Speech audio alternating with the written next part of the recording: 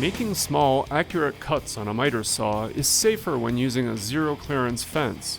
Here's how to make one.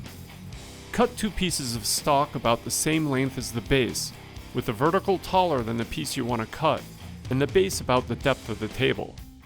To assemble, place the base tight against the fence, position the vertical piece, and draw a reference line. Then apply a bead of CA glue, also known as superglue, along the back of the stock. Now spray the vertical's bottom edge with curing activator, and place it tight against the fence as you slide it down into the bead of glue.